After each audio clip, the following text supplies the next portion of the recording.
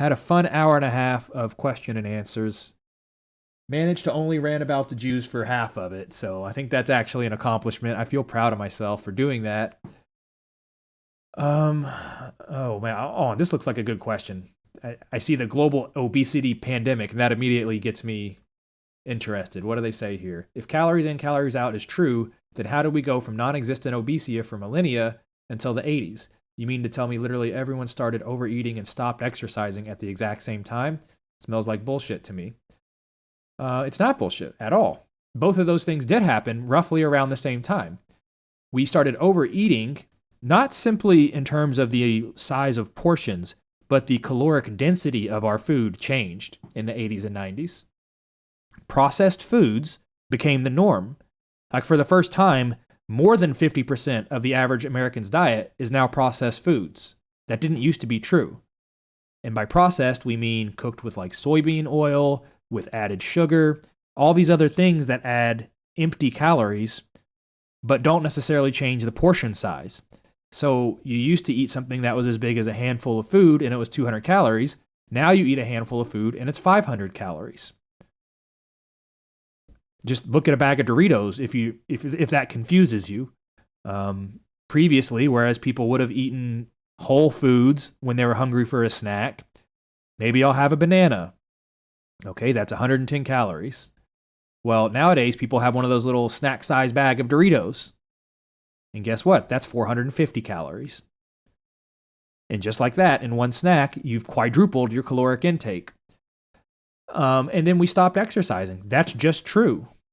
We stopped even teaching physical education in schools, whereas it used to be a required 1 hour a day from elementary, middle, and high school that our young people were getting exercise. That's just not true anymore. They've stripped PE out of many, many public school programs.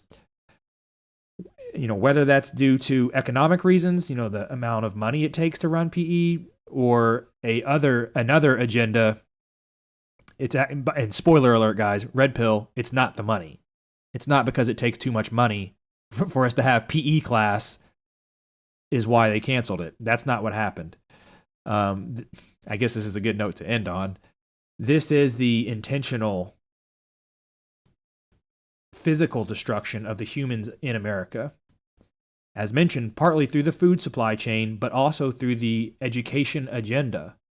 Who runs all of that? You should definitely look into it.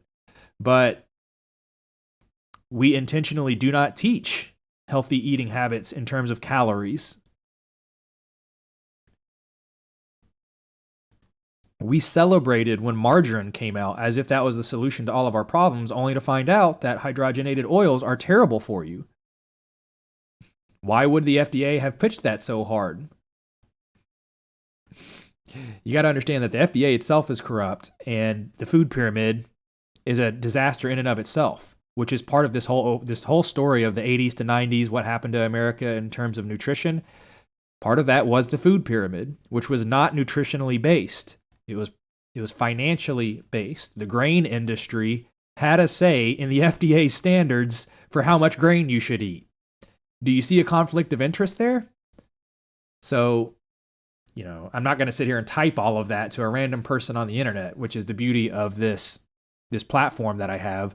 I can provide these thorough answers and really explain what happened and what's still the problem. You guys can red pill yourself and you can go tell your friends, and you all stop making excuses for your shitty health and actually do something about it and hold the people accountable for lying to all of us. That's a great note to end it on, guys. I had a great time. This is the second podcast of today. I think we did almost 2 hours earlier, or somewhere around an hour and a half. So we're already at 3 hours of content. I hope you enjoyed it today. I'll try to slice this one up and make little highlights of it, put it on YouTube until they ban me. I know there's parts of this conversation we had tonight that they would not agree with, so there's only so much I can say on there. But have a great night. See you guys again tomorrow.